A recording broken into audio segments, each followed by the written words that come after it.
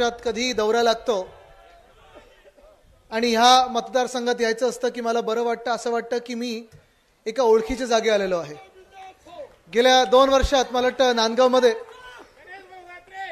गणेशजी किती वेळा आलो असेल मी? 5 ते 6 वेळा आलोच असेल. प्रत्येक 2-3 महिन्यानंतर इथे येत असतो. नक्की हक्काच्या जागी आलेलो आहे आणि सीट तर जिंकणार हे मला माहिती आहे. नुसतं तुमचं प्रेम आणि आशीर्वाद घ्यायला आलेलो आहे. खरं म्हटलं तर आज आपण पाहतोय निवडणुकीचे वारे वाहू लागलेले आहेत संपूर्ण महाराष्ट्रामध्ये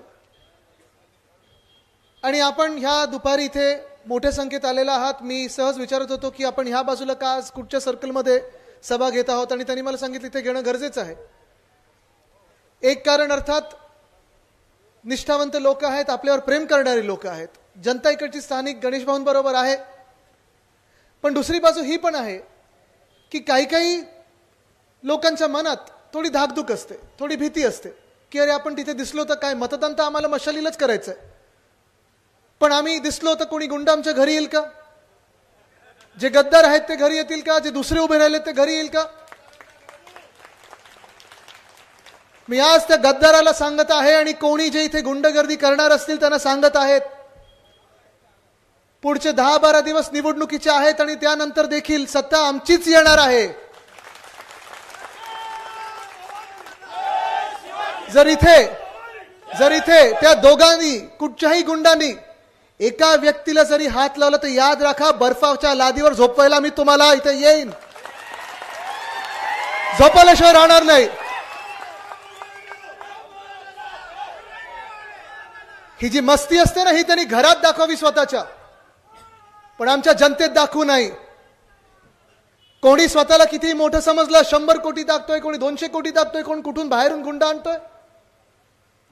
ठीक आहे, काही दिवस लोक सहन करतात, पण एक याद राखा, जे तुम्ही मोठे झालेला आहात, जे स्वतःची कॉलर टाईट करून फिरत आहात, ते ह्या जनतेच्या आशीर्वादामुळे फिरतात. या दिवशी जेव्हा जनता ठरवेल तुम्हाला खालती खेचायचं तर रस्त्यावर तोडवण्याशिवाय जनता तुम्हाला राहणार नाही. आणि मी तुम्हाला खरोखर सांगतो, हे आपण ठरवलेलं आहे की आपलं सरकार आल्यानंतर या गेल्या 2 वर्षात स्थानिक जनतेवर अन्याय केला असेल, कोणावरही आवाज चढवला असेल, त्यांना त्यांच्याच भाषेत आपण उत्तर देणार, सरकारी उत्तर देऊ. पोलिसांची काठी बसेल ज्यांना तिथे बसायची त्यांना, पण तिथे मशाल पण जिथे चटके द्यायचे तुम्हाला तिथे चटके दिल्याशिवाय मी राहणार नाही, हे तुम्हाला सांगतो मी. 10 दिवस राहिलेले निवडणुकीला. 20 तारखेला मतदान आहे आणि 20 तारखेला या महाराष्ट्रामध्ये मशाल पेटणार आहे, अंधार दूर करणार आहे. 20 तारखेला या महाराष्ट्रामध्ये जिथे जिथे राष्ट्रवादी काँग्रेस शरदचंद्र पवार साहेबांचा पक्ष आहे तिथे तुतारी वाजणार आहे आणि जिथे तिथे काँग्रेस लढत आहे तिथे हात दिसणार आहे. पण आज आपण पाहतो या गेल्या 2 वर्षात मी गणेशजींचं ऐकत होतो भाषण, अनेकदा ह्या आधी देखील आमची चर्चा झालेली आहे. कधी गप्पा होतात, कधी त्यांचा फोन येतो. मला वाटतं मी इथेच ऑगस्टमध्ये पण येऊन गेलो होतो, ऑगस्ट की सप्टेंबरमध्ये, गणपतीच्या आधी येऊन गेलेलो. आणि तेव्हा देखील हेच दिसत होतं मला की लोक आपल्या सोबत आहेत, स्थानिक जनता आपल्या सोबत आहे, पण कुठेतरी हे भयाचं जे वातावरण निर्माण करून ठेवलेलं, हे भयमुक्त महाराष्ट्र आपल्याला घडवायलाच लागेल आणि तुम्हाला एकत्र यायलाच लागेल. किती सहन करायचा अन्याय, किती सहन करायचा अत्याचार, खोटं बोलतात ते किती बोलतात आणि किती आपण ऐकून घ्यायचं, ह्याला एक अंत असतो. गेले 2 वर्ष मी पाहतो जे घटनाबाह्य मुख्यमंत्री एकनाथ शिंदे, अलिबाबावर 40 चोर,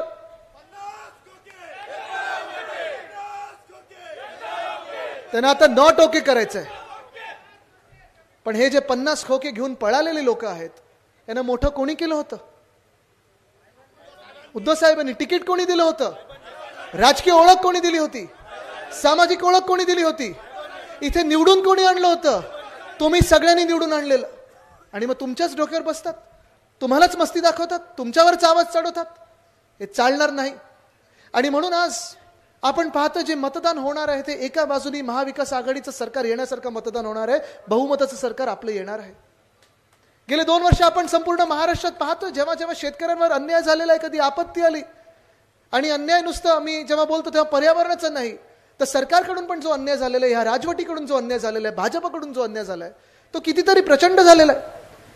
अनेक वेळा हे मी विषय मांडलेले आहेत, पण तुम्हाला एवढीच पुन्हा एकदा आठवण करून द्यायला आलोय की आपल्या काळात काय होतं आणि येणारा जो काळ आपला आहे, आपला म्हणजे फक्त आमचा नाही, तुमचा, आमचा, सर्वांचा, महाराष्ट्राचा जो काळ आहे, आपण शेतकरी बांधवांसाठी काय करणार आहोत.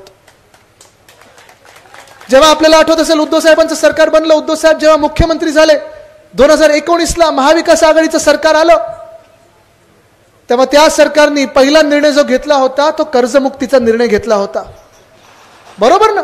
2 लाखापर्यंत ज्या शेतकऱ्यांची ह्या महाराष्ट्रात कर्ज होती ती कर्ज मुक्त करून दाखवली. हे असं सरकार आपलं होतं आणि तेही एका बोटावर आपण करून दाखवलं होतं. कुठेही जास्ती बॅनरबाजी नाही, होर्डिंग नाही. हल्ली काय 1500 रुपये कोणी दिले की देवा भाऊ सुरू होतं. मग दादांना आठवतं की मुख्यमंत्र्यांचं नावच नाही टाकायचं. मुख्यमंत्री बोलतात मला 2 हाफ CM नको, आणि देतात किती महिलांना? 1500. म्हणजे तुम्ही विचार करा, 1500 आज देत आहेत, 2014ला हे किती देणार होते? 15 लाख ना. म्हणजे तुम्ही विचार करा, आज तुम्ही 2014 मध्ये विचार करा, आणि मग भाजप तुम्हाला सांगते इथे प्रत्येकाला, फक्त महिलांना नाही, प्रत्येकाला 15 लाख देणार होते. आता डोळे मिटा 1 मिनिट आणि पुन्हा एकदा उघडा. आता समजा तुम्ही आता खरोखर जे आहात 2024 मध्ये, किती शून्य काढले आणि 15 लाख मधून?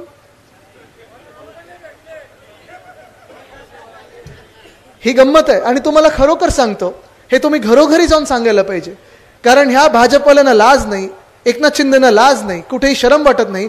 परवाकडे मी पाहिलं बातमी, उत्तर प्रदेशची आहे. उत्तर प्रदेशमध्ये मुख्यमंत्री योगी आदित्यनाथजींनी 300 रुपयाचे चेक वाटलेले आहेत. 300. म्हणजे हे सरकार जर ह्यांचं आलं तर लाडक्या बहिणींना फक्त 150 रुपये देतील. ह्यांना लाज वाटत नाहीये, पण आपण त्यांच्यासाठी योजना करत होतो. आणि म्हणून मी पुन्हा एकदा तुम्हाला शेतकऱ्यांच्या विषयावर आणतो, मग आपण महिलांसाठी काय करतोय सांगायला आलेलो आहे. कारण आज जास्ती वेळ बोलण्याची नाही, आज काम करून दाखवण्याची, मतदान करून दाखवण्याची वेळ आलेली.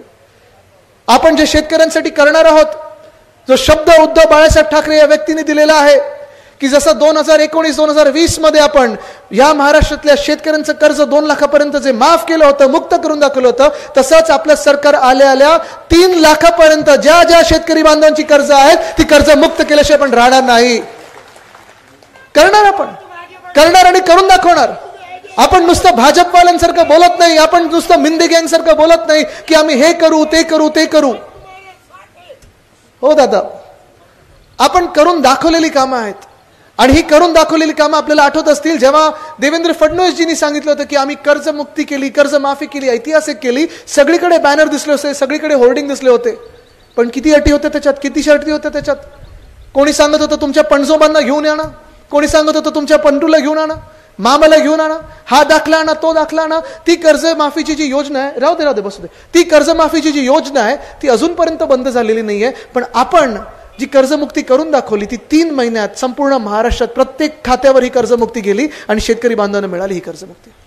तसंच आपल्या काळात आपण जेव्हा जेव्हा पाहिलं या शेतकऱ्यांवर कुठेही काही आपत्ती आली, मग गारपीट झाली असेल, कधी सततचा पाऊस लागला असेल, कधी अवकाळी पाऊस झाला असेल, कधी दुष्काळ आला असेल, कोविडचा काळ होता आणि कोविडच्या काळात देखील जेव्हा अर्थचक्र बंद पडलं होतं तेव्हा आपण, आपले मंत्री असतील, आपले सगळे पूर्ण शासन असेल, प्रशासन असेल, आपल्या गावोगावी यायचे, शेतकऱ्यांची विचारपूस करायचे. आणि नुसतं विचारपूस नाही तर आपण धूळफेक न करता जी गरज आहे तेवढी मदत करण्याचा प्रयत्न केला.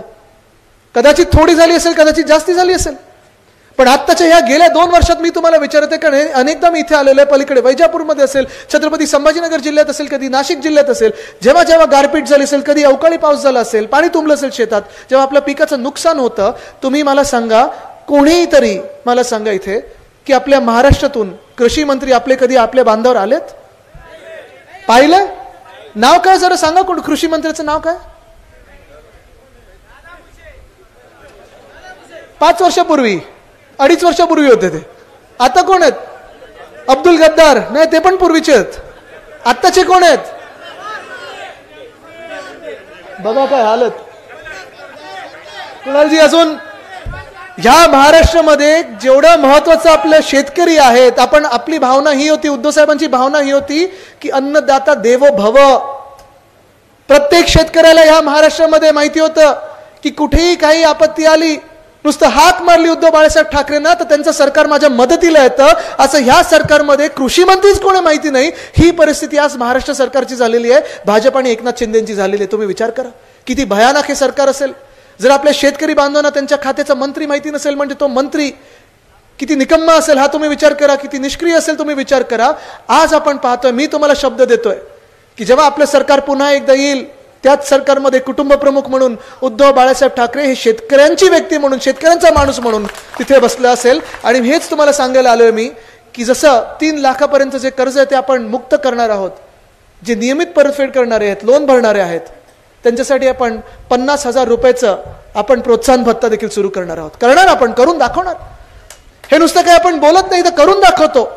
आज परिस्थिती माहिती, कदाचित तुम्हाला वाटत असेल की रे हा काय आदित्य, हा शहरातला मुलगा आहे, ह्याला काय शेतीचं माहिती आहे, शहरात शेती कुठे होते, मला कदाचित शेतीचं काही कळत नसेल, पण मला तुमच्या डोळ्यातले अश्रू दिसतात, तुमचं दुःख दिसतं, ते दुःख कळतं मला. आणि एवढंच कळतं की जेव्हा आपल्याला मदतीची गरज असते तेव्हा मला उद्धव बाळासाहेब ठाकरे या व्यक्तीने तुमच्याकडे पाठवलेलं आहे सांगायला की आम्ही तुमच्या सोबत आहोत आणि राहू.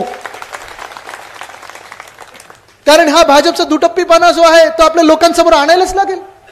बघा ना, आज आपण पाहतो जेव्हा आपल्या पंजाब मधले असतील शेतकरी, हरियाणामधले शेतकरी असतील, दिल्लीकडे मोर्चा घेऊन गेले, सांगायला गेले की मोदी साहेब आमच्यासाठी काहीतरी करा, तर त्या शेतकऱ्यांना मोदी साहेब भेटले नाहीत, त्यांचे कृषी मंत्री भेटले नाहीत, पण त्यांच्या रस्त्यामध्ये एवढे खिळे ठोकून ठेवले होते, त्या वायरी लावून ठेवल्या होत्या, अश्रुधूर सोडला त्यांच्यावर, गोळीबार केला त्यांच्यावर, त्यांना अर्बन नक्सल बोललं, कोण माओवादी बोललं, कोण आतंकवादी बोललं, पण कोणी शेतकऱ्यांचं जे दुखणं आहे, काय दुःख आहे, काय कशासाठी त्रस्त आहेत हे ऐकून घेण्यासाठी तयार नव्हतं. आज तुम्ही मला सांगा, या गेल्या 2 वर्षामध्ये शेतमालाला कुठे भाव मिळालाय का? मिळालाय कुठे? जे आपलं पिकाचं नुकसान होतं ती नुकसान भरपाई मिळते का? जे पीक आपलं जे आपण लावायचं असतं, बी बियाणं असतं, जे काही खतं असतात, आपले फर्टिलायझर असतं, त्याचं जीएसटी किती हो? परवडतो आपल्याला? परवडू शकतो आपल्याला? मग आज तुम्हाला जसं मी विचारलं की कृषी मंत्री ह्या महाराष्ट्रातले कोण आहेत माहिती नाही, तसं तुम्हाला ह्या राज्यातलं कुठचा तरी नेता, राजकीय नेता जो सरकारमध्ये बसलेला आहे, राजवटीत बसलेला आहे, हा तुम्हाला तुमचा माणूस हे काय?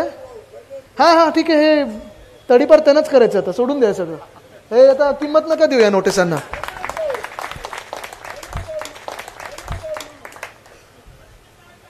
पण हेच मी तुम्हाला आज विचारतोय, हा विचार तुम्ही करणं गरजेचं आहे, कारण पुढच्या 10, 15, 20 दिवसांमध्ये जेव्हा आता निवडणूक आपल्या 20 तारखेला असणार आहे, आज तारीख 8 आहे, हीच 8 तारीख जिथे आपल्या 8 वर्षापूर्वी बरोबर नोटबंदी केली होती. कोणी केली होती नोटबंदी?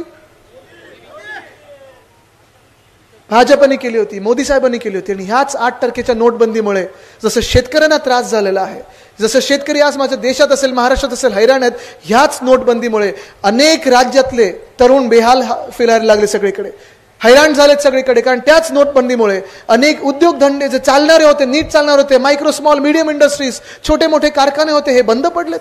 घरातल्या महिला ज्या स्वतःकडे काही पैसे ठेवायचे, जपून ठेवायचे, काही पगारातून काढून ठेवायचे, घर चालवायला ठेवायचे, त्या सगळ्या नोटा एका रातोरात बंद झाल्या. आणि मग सांगतात की आम्ही महिलांचा सन्मान करतो, महिलांचा आदर करतो, महिलांना आम्हाला आधार द्यायचा आहे. पण हा आधार जो त्यांनी दिलेला आहे, आज जे इथे महिला आलेल्या आहेत आणि आपल्या घरोघरी ज्या महिला असतील, मी त्यांना विचारत आहे, हा थेट सवाल आहे, आजची जी महागाई आहे ही आपल्याला परवडणारी आहे का? महागाई परवडणारी आहे का? नाही परवडू शकत. आज आपण पाहतो ह्या महाराष्ट्रामध्ये जी महागाई वाढत चाललेली आहे, जे देशात महागाई वाढत चाललेली आहे, ही परवडणारी नाहीच आपल्याला. आणि ह्या महागाईच्या काळामध्ये जर फक्त 1500 रुपये आपल्याला कोणी देणार असेल प्रति महिना, तर हे 1500 रुपये घेऊन आपण करायचं तरी काय?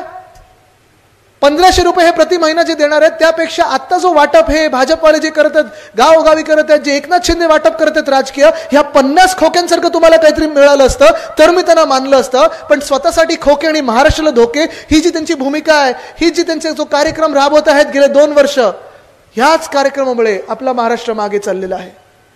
मध्यंतरी मी पाहिलं कुठेतरी एकनाथ शिंदे कुठच्या तरी मंचावर गेले, सगळ्या महिला बसलेल्या आणि लाडकी बहीण वगैरे असं मोठं होर्डिंग लावलं होतं. आणि मग ते 1500 रुपये असं काहीतरी त्यांना दिलं आणि सगळीकडे माईक घेऊन विचारत होते, मिळाले, पैसे आले. मग परत थोडं असं खाजवायचं. हे असे कसे मुख्यमंत्री बसू शकतात? कधीतरी लाज वाटते की अशा व्यक्तींना आपण कधी कधी पुढे आणलं होतं. पण ह्याच 1500नी आज आपण पाहतोय जे महिला आहेत त्यांना वाटते की महिला त्यांच्यासाठी मतदान करणार आहेत. महिला कशासाठी भाजपवाल्यांना मतदान करतील? महिला कशा एकनाथ शिंदेना मतदान करतील? हा विचार त्यांनी केला पाहिजे. कारण महिलांना तुम्ही 1500 रुपयामध्ये विकत घेऊ शकत नाही, हे त्यांच्या हक्काचं आहे. आणि 1500च नाही तर महाविकास आघाडीने ठरवलेलं आहे की आमचं सरकार आल्यानंतर महालक्ष्मी योजनेत फक्त 1500 नाही तर ते दुप्पट करून प्रति महिना 3000 रुपये आपण देणार आहोत. हा आपण निर्णय घेतलेला आहे. हा निर्णय आपण घेतलेला आहे. हा महिला सन्मान आहे, महिलांचा हक्क आहे. आणि त्याच सोबत जिथे जिथे महिलांना जायला लागतं, मग त्यांच्या घरापासून ऑफिसला असेल, कामावर असेल, कधी शाळेत मुलांना सोडायला असेल, कधी दुसऱ्या गावी असेल, कधी माहेरी असेल, कधी कुठे फिरायला असेल, आपण हा पण निर्णय घेणार आहोत की ज्या ज्या शहरांमध्ये बस सेवा आहे, शासकीय बस सेवा आहे किंवा एसटीची सेवा आहे, त्या प्रत्येक एसटी बसवर आणि शासकीय बसवर आपण महिलांसाठी तिकीट आहे ते 0 रुपयात करणार आहोत. 1 सुद्धा रुपया महिलांना लावणार नाही. उद्धव साहेबांनी तर सांगितलंच आहे की ही जी महागाई आपल्याला परवडत नाही. आणि खास करून महागाई जेव्हा बोलतो, ठीक आहे, पुरुष महिला दोन्ही घर सांभाळत असतात. आता हल्लीचे दिवस असे नाही आहेत की फक्त महिला घरी बसते, महिला कामावर जाते, सगळं काही करते. आणि म्हणून हे महागाई जेव्हा आपण बघतो तेव्हा वाढत चाललेली महागाई असेल आणि खर्च वाढत चाललेला जो आहे, त्याच खर्च थोडा आटोक्यात आणण्यासाठी कुठेही शेतकऱ्यांचं नुकसान न करू देता आपण आपल्या आयुष्यातले जीवनावश्यक ज्या वस्तू आहेत, 5 जीवनावश्यक वस्तू, मग त्याच्यात डाळ आली, तेल आहे, साखर आहे, अशा ह्या गोष्टी आपण पुढची 5 वर्ष स्थिर आणि परवडणाऱ्या ठेवणार आहोत.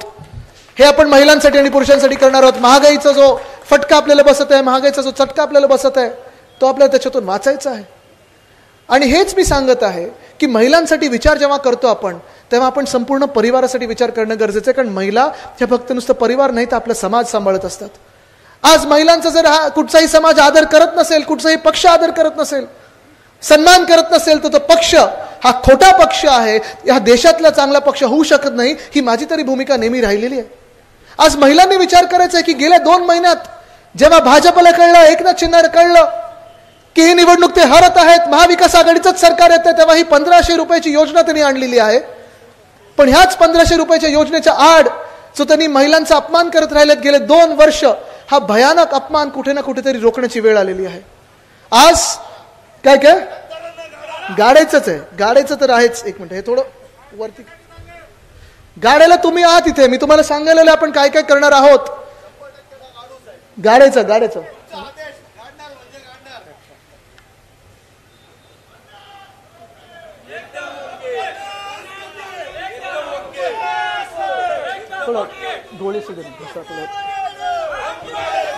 आज तरुणांसाठी जे बेरोजगार तरुण आहेत, आपण विचार केला पाहिजे. ह्या बेरोजगार तरुणांना आपण पाहतो सगळीकडे, बेरोजगार तरुण फिरतोय, गावोगावी फिरतोय, हैराण झालेला आहे, नोकऱ्या मिळत नाहीत. आणि ह्या तरुणांसाठी, माझ्या वयातले जे तरुणांसाठी उद्योगधंदे जे होते ते भाजपने कुठे नेले हो? उद्योगधंदे गुजरात. कुठचे जरा सांगू शकाल का?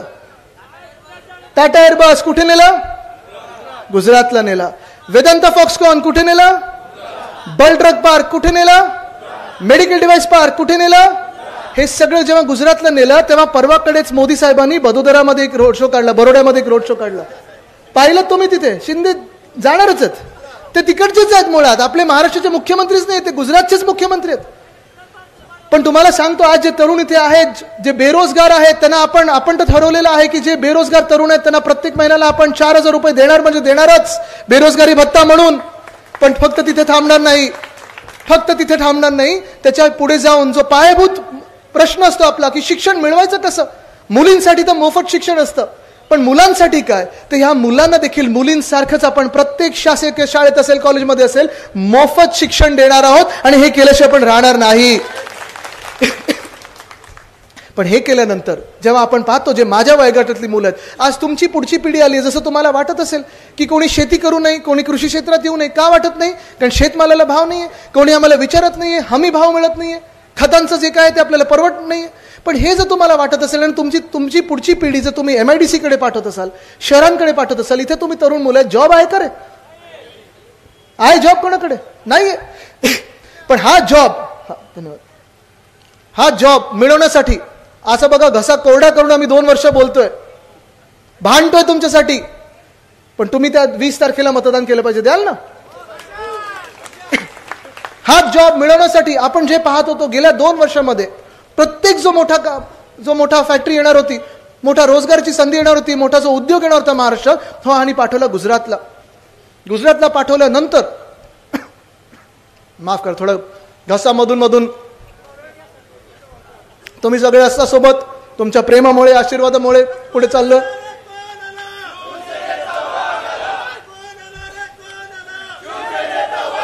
ह्या ज्या 2 वर्षातला आपण पाहिलेलं आहे, प्रत्येक मोठी फॅक्टरी असेल, प्रत्येक मोठा रोजगार असेल, हा पाठवला त्यांनी गुजरातला. आपल्या काळी, महाविकास आघाडीच्या काळी उद्धव बाळासाहेब ठाकरे हे मुख्यमंत्री असताना तुम्हाला आठवत असेल, आपलं जे सरकार होतं, शिवसेना, राष्ट्रवादी काँग्रेस, इतर मित्र पक्ष, ह्या सरकारमध्ये महाविकास आघाडीच्या काळामध्ये कोविडचं सगळा काळ असताना, अर्थचक्र बंद पडलं असताना मॅग्नेटिक महाराष्ट्र हा कार्यक्रम आपण घेत होतो. आणि या कार्यक्रमामुळे संपूर्ण महाराष्ट्रात आपण 6.5 लाख कोटीची गुंतवणूक आपल्या राज्यात अभिमानाने आणू शकलो. ह्याचं कारण एकच होतं. ते कारण म्हणजे सगळीकडे आपण पाहत होतो, जिथे जिथे उद्योगपती आहेत ते सांगायचे की आम्हाला एका व्यक्तीवर विश्वास आहे, त्या व्यक्तीचं नाव उद्धव बाळासाहेब ठाकरे. आणि आम्ही त्यांना हेच सांगितलं होतं, कधी आम्ही तुम्हाला सांगणार नाही की ह्याच जिल्ह्यात जा किंवा त्याच जिल्ह्यात जा. आम्ही तुम्हाला कधी सांगणार नाही की ह्याच लोकांना नोकरी द्या किंवा त्याच लोकांना नोकरी द्या. या महाराष्ट्रात कुठेही कुठच्या उद्योगाला जायचं असेल तर संपूर्ण महाराष्ट्र आपला आहे. प्रत्येक जिल्ह्यात जायचं असेल तिथे जा, पण स्थानिक भूमिपुत्रांना न्याय द्या आणि तिकडच्या भूमिपुत्रांना तुम्हाला नोकरी द्यावीच लागेल, ही आपली भूमिका होती. पण ह्याच्यावरच विश्वास ठेवला त्या उद्योगपत्यांनी आणि आले आपल्या महाराष्ट्रामध्ये 6.5 लाख कोटीची गुंतवणूक केली. जर आपलं सरकार असतं तर हा वेदांता फॉक्सकॉनचा जो प्रकल्प होता 2.25 लाख कोटीचा, हा देखील महाराष्ट्रातच आला असता. या महाराष्ट्रातल्या 1 लाख तरुण तरुणींना रोजगार मिळाला असता. ह्या महाराष्ट्रातल्या तरुण तरुणींना त्याच्या ॲन्सिलरी इंडस्ट्रीज आहेत तिथे रोजगार मिळाला असता. पण नाही, जेव्हा भाजपचं सरकार आलं, जेव्हा एकनाथ शिंदेचं सरकार आलं, हेच वेदांता फॉक्सकॉनवाले, ह्यांची भेट झाली देवेंद्र फडणवीस साहेबांसोबत आणि तिसऱ्या दिवशी हे निघून गेले गुजरातला. प्रश्न असा पडतो, तुम्ही जी इथे सत्ता हासिल केली, जी प्राप्त केली, जे आमचं सरकार पाडून तुम्ही सरकार बनवलं, स्वतःचं राजवट बनवली, अवकाळी सरकार आमच्या डोक्यावर बसवलं, कोणासाठी बसवलं, कशासाठी बसवलं? आमच्याकडचे जे उद्योगधंदे होते, जे येणाऱ्या नोकऱ्यांच्या संधी होत्या, तुम्ही का पाठवताय गुजरातला? तुमचं जर वरती इंजिन असेल, बहुमताचं सरकार होतं त्यावेळी, आणि इथे पण तुमचं भाजप प्रणित खोके सरकार होतं. मग हे भाजप प्रणित खोके सरकारनी एक तरी नवा रोजगार इथे महाराष्ट्रात का नाही आणला? हाच प्रश्न जसं मी कृषी मंत्र्यांचं तुम्हाला विचारलं, या महाराष्ट्रातले उद्योग मंत्र्याचं नाव माहितीये का तुम्हाला? काय?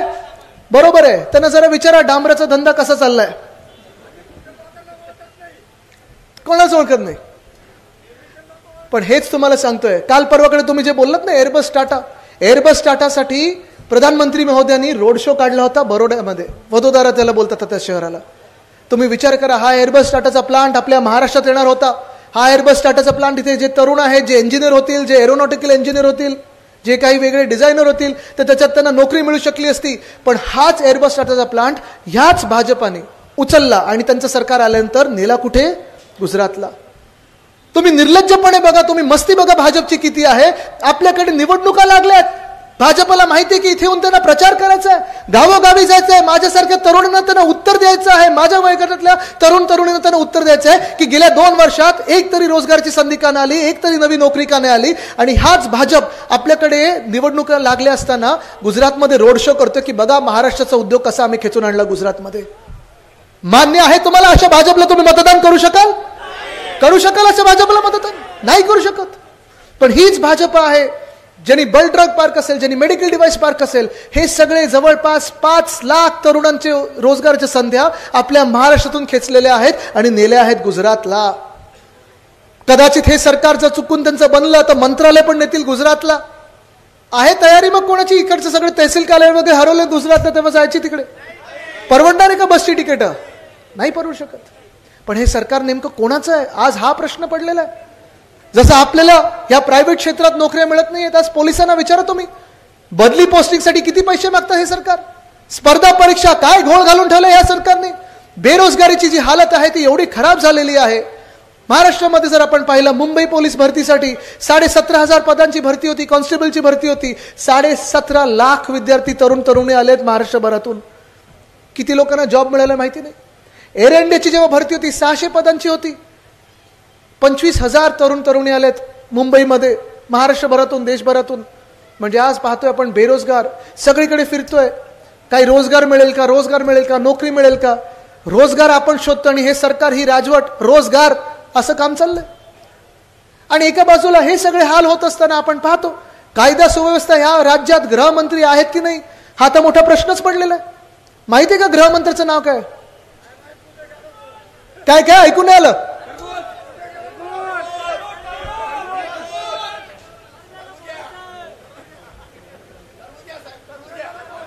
नक्की तेच आहेत ना, कारण ते एवढा राजकीय जे समोर असतात, जे राजकीय शत्रू असतात त्यांचे, ते शत्रूच मनात मानतात. ते बदला घेण्याचा विचार करतात, ते राजकीय सगळे हेतूने काम करतात. कोणाच्या मागे ईडी लावतात, कोणाच्या मागे IT लावतात, कोणाच्या मागे CBI लावतात. पण आज तुम्ही मला सांगा, गेल्या 2 वर्षामध्ये महाराष्ट्रात जी परिस्थिती झालेली आहे, आपल्याला वाटतं तरी एका की या राज्यात गृह खातं आहे? पोलिसांचे हात बांधलेले आहेत, मंत्रालयात जाऊन गुंड रील बनवत आहेत, कधी APIवर कुठच्या गँगचा हल्ला होतोय, कधी महिलांवर अत्याचार वाढत चाललेले आहेत. ह्या बदलापूरमध्येच आपण जर पाहिलं तर जी घटना घडली, एवढी भयानक घटना होती, एवढी भयानक घटना होती. एका 3 वर्षाच्या मुलीवर अत्याचार झाला. तो अत्याचार त्या शिंदेनी केला की त्याच्या मागे अजून कोण होता आता तर कधीच कळणार नाही, कारण त्या शिंदेला तर ठार मारून टाकलं. पण त्याला जसं मारलंय तसं तो काय बोलणार होता हे कळणारच नाही आपल्याला. कोण त्याच्या मागे होतं, अजून काही तिथून वेगळं काही चालू होता का, हे कधीच कळू शकणार नाही आपल्याला. पण तिथेच वामन म्हात्रे नावाचा एक चिंदीचोर नेता आहे एकनाथ शिंदेचा, त्यांनी एका महिला पत्रकाराला विचारलं की तू का असे एवढे प्रश्न विचारते जसा तुझाच रेप झालाय? असे कोणी प्रश्न विचारू शकतात? हे असे जे प्रश्न विचारणारे आहेत हे तुमचे लाडके भाऊ होऊ शकतात का? कधी होऊ शकतात? कधी नाही होऊ शकत. ह्याच एकनाथ शिंदेच्या पक्षाने तिथे जालन्यामध्ये ज्यांनी एका महिला पत्रकाराचा खून केला, गौरी लंकेशचा खून केला, त्या खुन्यांना जेलमधून काढून स्वतःच्या पक्षात प्रवेश करून घेतलाय. हे तुमचे लाडके भाऊ होऊ शकतात का? होऊ शकतात का? नाही होऊ शकत. आणि ह्याच एकनाथ शिंदेंनी आपण पाहिलं असेल महाराष्ट्रात जिथे जिथे पोलीस स्टेशन यायला पाहिजे, जसं आज इकडचे जे गुंड आहेत, जे तुमचे स्थानिक आमदार आहेत, का नाही आवाज दाबलाय? पण ह्याच दादागिरीमुळे असेल, ह्याच गुंडगर्दीमुळे असेल, आपल्या जिल्ह्यामध्ये नवे उद्योग येऊ पाहत नाहीयेत. तुम्हाला ठरवायचं आहे बदल तुम्ही घडवणार आहात की जसं चाललंय हे तुम्हाला मान्य, हे तुम्ही ठरवायचं आहे. तुम्हाला काय पाहिजे? बदल पाहिजे, परिवर्तन पाहिजे की हीच गुंडगर्दी पाहिजे? तुम्हाला काय पाहिजे? बदल पाहिजे, परिवर्तन पाहिजे की हेच नाकर्ते सरकार पाहिजे? तुम्ही ठरवायचं आहे. तुम्हाला बदल पाहिजे, परिवर्तन पाहिजे की हेच गुजरातचं सरकार पाहिजे?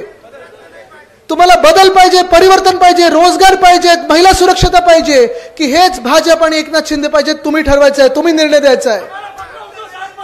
बदल पाहिजे असेल तर आपली निशाणी कुठची आहे? आज आपल्याला हा विचार करायचा नाही मतदानाच्या दिवशी. आज आपल्याला हा विचार करायचा नाहीये मतदानाच्या दिवशी की माझी जात कुठची आणि माझा धर्म कुठचा. जात पात धर्म आपला महाराष्ट्रच असला पाहिजे. हेच जर आपण विचार केला, हा विचार जर आपण केला तर आणि तरच पुढे आपण समृद्ध महाराष्ट्र बनवू शकू. आणि महाराष्ट्रात जिथे प्रत्येक जातीला, प्रत्येक धर्माला न्याय मिळेल, त्यांचे न्याय हक्क पूर्ण करू असा महाराष्ट्र जर घडवायचा असेल, प्रत्येक तरुणाला आपल्याला रोजगार द्यायचा असेल, प्रत्येक महिलांना आपल्याला सन्मान द्यायचा असेल, प्रत्येक शेतकरी बांधवाला आपल्याला आधार द्यायचा असेल, धीर द्यायचा असेल, तर आपल्याला मशालीवरच मतदान करायला लागेल. मशालीवर मतदान करायला तुम्ही सगळे तयार आहात का? मशालीवर मतदान करायला तुम्ही सगळे तयार आहात का? गणेश भाऊंना विजयी करण्यासाठी तुम्ही तयार आहात का? आपली निशाणी कुठची? आपली निशाणी कुठची? आपली निशाणी कुठची? गणेशजींचा नंबर कुठचा? V for victory. आपली निशाणी कुठची? धन्यवाद. 20 तारखेला मशालीवर मतदान करा आणि या महाराष्ट्रात परिवर्तन घडवा. धन्यवाद. जय हिंद, जय महाराष्ट्र, वंदे मातरम.